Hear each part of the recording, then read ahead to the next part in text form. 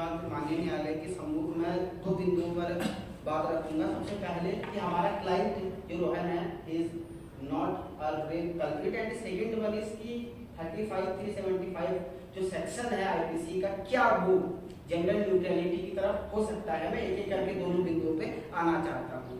First of all अगर हम start करें कि धारा 375 को अगर हम पढ़े तो दो बातों को बहुत ही स्पष्ट रूप से वहां पे बताया गया। There should be a free consent और अ विल। यहाँ पर कहीं भी ये सवाल नहीं है कि कंसेंट थी अथवा नहीं थी। There was a consent. Question of law is only that क्या ये शादी के नाम पे ली गई। तो कहीं भी पूरे बाद में हमारे क्लाइंट ने नहीं कहा है कि मैं शादी करूंगा। दूसरा एक बात में और माननीय न्यायालय के सम्मुख इसे स्पेशली नोट करवाना चाहूंगा।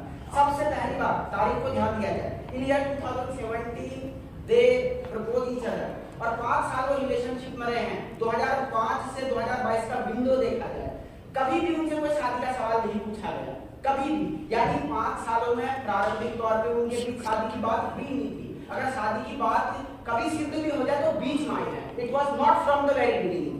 कहना चाहता हूं कि इस बात में जो रिया है वो रोहन के व्यक्तित्व को देख के आकर्षक थी और उसी आकर्षण में उसने उसके साथ फिजिकल रिलेशनशिप बनाए, क्योंकि रिया खुद स्वीकार कर रही है कि मैं उससे आकर्षित थी और आकर्षित थी, तो उसी आकर्षण में उसने संबंध बनाए हैं। और चौथा, रिया की कल्पना के लिए, रिया जस्ट इमेजिनिंग की that Rohan will marry me, और किसी की इमेजिनेशन के लिए हम कभी भी किसी व्यक्ति को जो है रेप के उसमें दंड नहीं दे सकते। एक दो मैं केस साइट करना चाहूंगा जो केस इक्वली लगभग 90% fact are equivalent, that is Ajit Singh versus state of Uttar Pradesh and other special leave petition CRL number 147 of 2017। कुछ मैं इसकी लाइनें यहाँ पर पढ़ना चाहूंगा। The relationship between the accused and the victim was consensual relationship which cumulated in the marriage. तो कहीं ना कहीं ये बात यहाँ पर सिद्ध होती है कि अगर शादी के बहुत बिगिनिंग में रिलेशनशिप शुरू होने के समय ही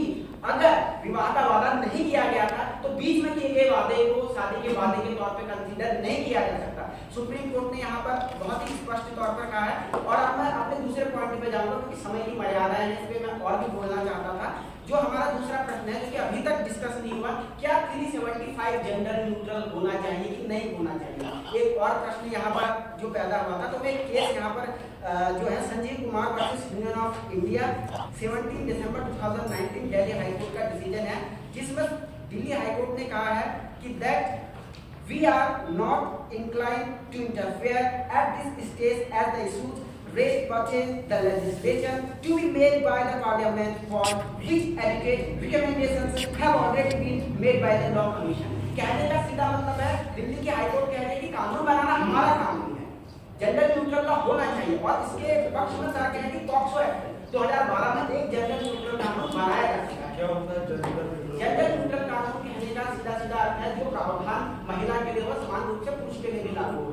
ऐसा नहीं है कि पुरुष ही बलात्कार का दोषी हो सकता है तो महिला भी सेक्सुअल हैरेसमेंट कर सकती है। और Navtej Johar versus union of India case में धारा 377 को लेकर के तमाम तौर तरीके की चीजें वहां पर हुई थी। एक और चीज में क्या मतलब है तुम्हारी जी जेंडर न्यूट्रलिटी, जेंडर न्यूट्रल अर्थात समान रूप से महिला और पुरुष को समान रूप से दंड दिलाना। आप इस केस से मतलब बताइएगा।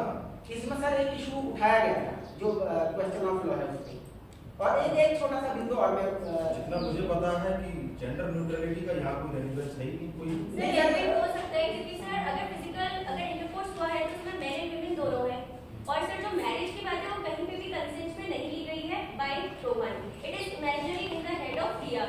सर रिया अगर कुछ भी सोचेगी दैट डजंट मींस कि आपको उसको बाइंडिंग है। रोहन बाइंडिंग तभी होगा when he has vocally said that. और फिजिकल इंटरकोर्स दोनों में हुआ है man and women, and that too with the consent of both being in taking in consideration